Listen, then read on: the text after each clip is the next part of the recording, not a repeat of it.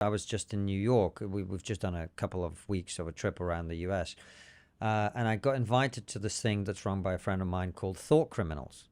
And it's a small group of people who get together and talk about things that they believe that they can't talk about in public or in their work and whatever. And they asked us, Francis and I, to speak a little bit. And, I said to them, I've been in this room before. Because even in the 1980s, I remember as a little kid running around in, my grandfather's kitchen, and there would be, physicists and biologists and musicians and artists sitting around in a small kitchen talking about the very things that they could not discuss elsewhere. That's a lot of trust, man. Yeah. And it didn't always work out. So in my grandfather's case, in one of gatherings of this kind, he criticized the Soviet invasion of Afghanistan.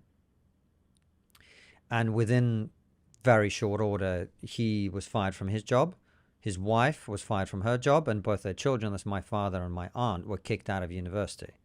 He had the KGB search his house. They found a radio receiver that he used to listen to BBC World Service and Voice of America, and you couldn't. You were not allowed to. This was a terrible crime. And so